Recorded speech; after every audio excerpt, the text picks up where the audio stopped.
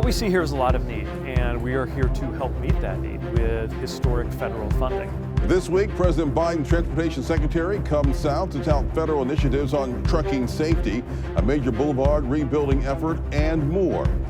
We'll hear from Senator Roger Wicker on how Mississippi would benefit from this year's defense bill. But we need more workers because we have a lot of people that want to build and invest in Mississippi. And ultimately, what helps drive the economy is capital investment and jobs. And we're going to keep working every day. And we'll hear more from Governor Tate Reeves on his vision for Mississippi's economic future. Buttigieg, Wicker, and Reeves this Sunday on Mississippi Insight. I'm Byron Brown. Thank you for joining us for this June 23rd edition of Insight.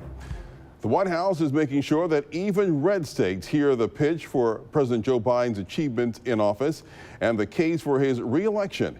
It's unlikely that last week's visit by the Secretary of Transportation will sway majority opinions in Republican-led Mississippi. Still, Pete Buttigieg's visit to the Delta and the Jackson vicinity came with plenty of cheerleading for Biden policies that benefit the Magnolia State. The Secretary joined Mississippi Congressman Benny Thompson in Jackson and Richland Friday. They toured the Medgar Evers Home Museum and broke ground on the Rebuilding Medgar Evers Boulevard project. They also met with truckers to talk about improvements in safety and working conditions for America's long-haul drivers. Thursday, they were in the Delta Port of Rosedale to tour improvements funded by the Bipartisan Infrastructure Act. 12 News' senior political correspondent Richard Lake talked with Pete Buttigieg in the capital city. 21st in Mississippi, and that 60 years ago today, something terrible happened in Philadelphia that cried out for justice for decades, but also helped to focus America's attention on what had to change. And as we bear the moral weight of our inheritance, it feels a little bit strange to be talking about streetlights and ports and highway funding and some of the other day-to-day transportation needs that we are here to do something about.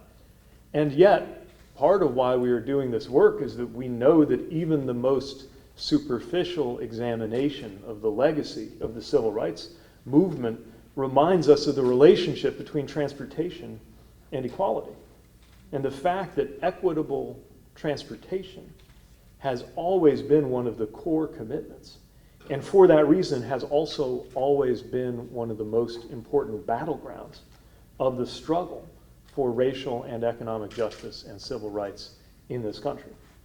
Homer Plessy sat in the white car of the East Louisiana Railroad. Medgar Evers called for a boycott of gas stations that wouldn't allow black customers to use their facilities. Rosa Parks refused to give up her seat, of course, to a white man on a Montgomery bus. Transportation is so elemental to all of our lives that disparities in access to transportation affect everything else: education, economic opportunity, quality of life, safety. And when access to transportation is not equitable, the consequences penetrate into every aspect of the lives of people and families and neighborhoods. And the reality is that here in Jackson, decades of underinvestment and disinvestment in this city's infrastructure have been felt most acutely by black communities. Poorly maintained roads and sidewalks, public transit stops not clearly marked or without sufficient seats for waiting or shelter from the weather, made it harder for people to move about their days, and added time or distance to that basic daily rhythm of life: getting to school, getting to work, buying groceries, going to the doctor. People's lives were made more difficult one commute or one day at a time in ways that add up enormously over time. We're here to do something about that.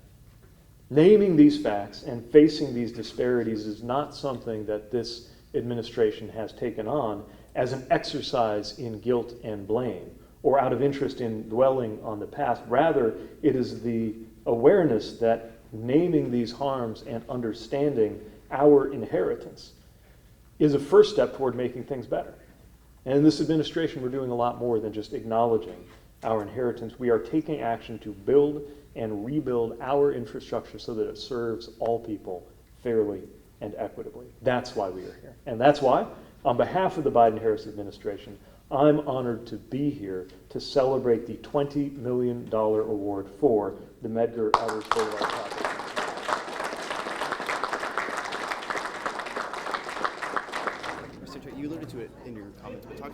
relationship between the civil rights movement and now what we're seeing here, how's that message kind of gone through? You can't escape, when you look at the civil rights movement, you can't escape how much of that struggle was about access to transportation, bus boycotts, segregated facilities. And it's a reminder that one of the most basic things that everybody needs is access to transportation. That includes the condition of the roads. And the condition of the roads in Jackson suffered from disinvestment over decades. We're here to help fix that. And it's part of why we're working directly with communities, as we are with this $20 million, to get a project like this done. Talk to me about what you saw in South Jackson specifically, in the broader Jackson Metro. What stood out to you? As what infrastructure should look like as a mayor? Talk about what we see here is a lot of need, and we are here to help meet that need with historic federal funding. It's part of what Representative Thompson supported with that infrastructure package, a big priority for President Biden. And it's one thing to see numbers on a page in Washington, D.C. It's another to be among people who are going to count on these roads and bridges and everything else that we're improving. After the break, Roger Wicker breaks down America's latest annual defense bill. Mississippi Insight continues in a moment.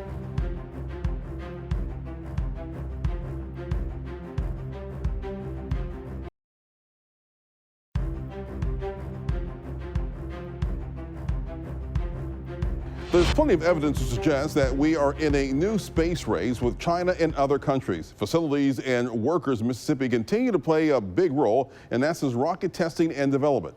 Now Congress, including Mississippi's senior senator, is considering whether to up the funding for America's space agency. Here's our Washington correspondent, Jesse Tenor. We are in a space race. NASA Administrator Bill Nelson stresses the U.S. has to beat China to the moon. I would not want to see them get there first, then claim this is our territory in the South Pole, you stay out. But Texas Republican Senator Ted Cruz worries the space agency could get in its own way. If NASA is seen as partisan, that is very bad. NASA is being run in a nonpartisan way. Cruz points to a proposed rule that aims to comply with President Biden's climate executive orders. It would create further requirements for contractors to report their greenhouse gas emissions, something Cruz opposes. It's estimated that rule will increase costs among federal agencies across the board by almost $4 billion. We can't deny that NASA deals with climate. While that rulemaking continues, President Biden is asking Congress to increase NASA's budget by 7%, with more funds for missions to the moon and Mars. Is this funding request going to be sufficient? But Mississippi Republican Senator Roger Wicker worries other important projects could be underfunded, like rocket testing facilities in states like his. All the more reason that you all need to keep us out of budgetary chaos. As a former U.S. Senator, Nelson urges Congress to act on the looming debt limit and the appropriations bill to fully fund the government in the fall. In Washington, I'm Jesse Tenor. Senator Wicker also talked with reporters last week about the National Defense Authorization Act. House and Senate are now considering the shape and size of the defense budget for fiscal year 2025.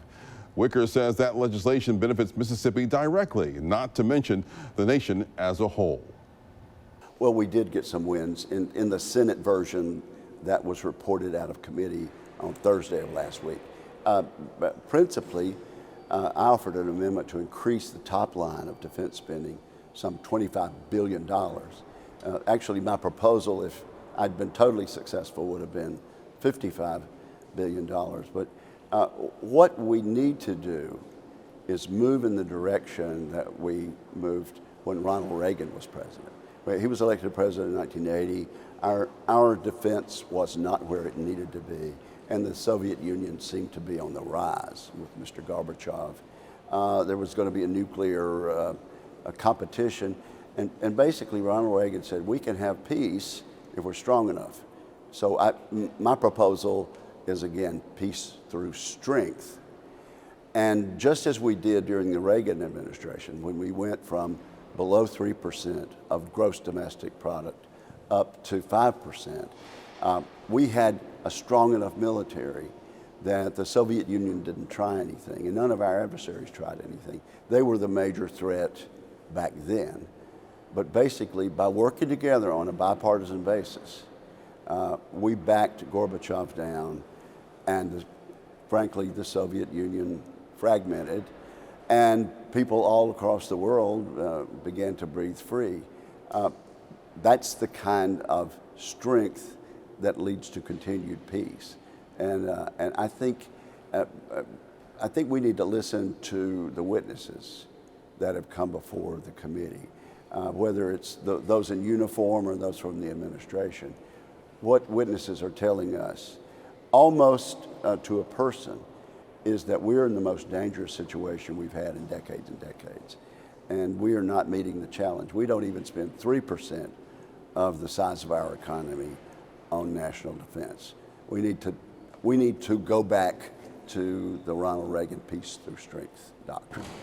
And one of the portions of the executive summary that came out that some of your colleagues in the House have seized on is this idea that women would have to register for selective service. Can you explain the thinking behind that? Yes, I'm opposed to that proposal. And I'm glad you asked that, but if that was something that was confusing. That was an amendment added by members of the committee. I oppose that, and I don't think it will end up in the final version of the bill. I think it would be a distraction. I don't think we're anywhere near a situation where anyone is going to be drafted anytime soon. And that makes it all the more important to raise the pay raise of our junior enlisted people and to put more emphasis on the quality of people that we put in the recruiting positions.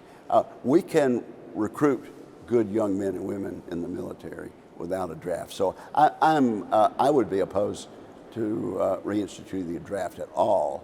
But as far as registration, we don't need to start forcing women to register for the draft. Now, we're happy to have women. We have 4-star generals who have been women, and I've certainly served with enlisted and officer women, and they've done a great job. But I would not force that as you do with a draft. So I'm glad you asked that. That is an issue that the House has tried to deal with. The members of the conference committee appointed by the Speaker and by the leadership of the Senate will have to iron that out. But I expect in the end, we will once again decide not to expand the registration part of it. Okay. Do you know how that part got in? Well, it was offered as an amendment. And honestly, you know, when you go to a committee markup, any member is entitled to offer an amendment, and we considered hundreds of amendments and voted on dozens and dozens of it. So that's how it got in there. But I voted no. And for my part, I think we'll take that out. I don't think we're going to resurrect the draft anytime soon. Let me say that again. I don't think the draft will be re-implemented anytime soon. And then there are some differences between the House version of the bill and the Senate version. Can you walk through those differences and how you expect them to be? That's why we have conference committees. Well, the major difference is that because of my amendment, our legislation in the Senate is $25 billion stronger, which means that we can do things to help enlistment, to encourage more people to join. We can build more submarines, which of course we do a part of that in Mississippi, but really I think you'd be surprised most states manufacture components of submarines and ships. But it means more ships, more submarines, more tanks, and more rapid manufacture of aircraft, of our fighter jets. So, and also more ammunition. I think a lot of people don't realize that if we did get into a shooting war, which we can avoid with strength, but if we did, we would be out of ammunition in a matter of days. And I think the people around the world, Communist China, Putin's Russia, the Ayatollah, North Korea, people like that, they know what we're capable of doing. And when we start showing that we're going to allocate a little more of our economy to protecting ourselves, there's a better chance they'll back down. And we'll have world peace. Part of their proposal includes also banning the payment of abortion or travel for abortion by the DoD and things like gender-affirming care for service members. Are those proposals that you think the Senate side would adopt? I think that DoD doesn't have any business paying for gender-affirming care. And I think that the vast majority of the American people think that if that's going to be done, that's a decision that needs to be made by family members and paid for individually. So I think that I'm absolutely not only on the right side of history there, but the right side of public opinion. But you don't think those will be included in the Senate version? I do not think they'll be included, no. And the abortion travel policy is something the administration thought up after the Dobbs decision, which overruled Roe versus Wade. And it wasn't well thought through, and the determination was supposedly made because there was going to be a great harm to readiness if we didn't implement this. What we've been able to find from a very reluctant Defense Department is that they're not willing to share much information with us about how many people have actually availed themselves of this policy, but it may be as few as a dozen. Certainly not even 20 people in the entire military, all the branches, have utilized that sort of service. So I think it's a myth that that's necessary, and it should be taken out. But at the very least, the Department of Defense ought to give the Congress the information we've asked for about actually how much this has cost and how many people have taken advantage of it. Senator Wicker is running for re-election this November against Democratic candidate Ty Pinkins. We'll be right back.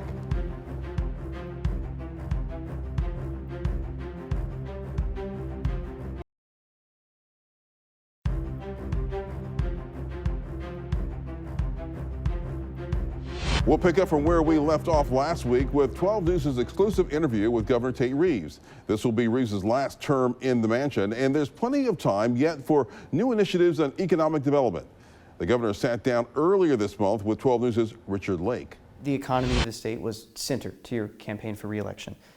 Talk to me as much as you can in detail about what your last term will look like economically, and when will we start to see these projects bear out and really start impacting day-to-day Mississippians? I would argue that they're already having an impact. I can remember when I first ran for state treasurer in 2003, Mississippi's unemployment rate was in the 6, 7, 8, 9% range. You get into 08, 09 during the recession, maybe even double digits.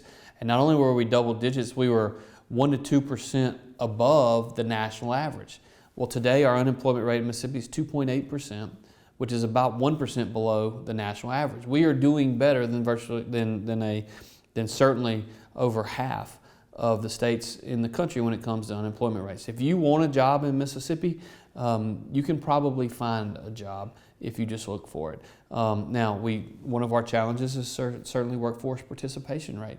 I keep trying to get everyone to do more and more analysis of what that actually looks like, because part of having a lower than anticipated and lower than workforce participation rate than we want, part of that is because Mississippi is an affordable state.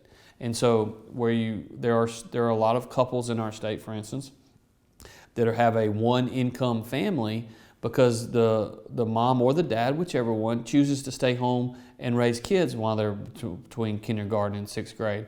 And we live in a state, this is not a disadvantage for us, this is one of our advantages, because Mississippi is an affordable state and you can afford to buy a home, or you can afford rent if one of the two parents have a good job that's paying more than the state average. And so we got to continue to work to identify exactly what is causing the workforce participation rate to be lower than it needs to be. We need more workers in Mississippi. That's the thing I will tell you. Our existing workforce right now, because our unemployment rate is so low, they have a lot of leverage, and that's a good thing because that's helping drive per capita incomes up. But we need more workers because we have a lot of people that want to build and invest in Mississippi. And ultimately, what helps drive the economy is capital investment and jobs. And we're going to keep working every day to improve and increase the number of projects that are happening in our state and the per capita wages of Mississippians.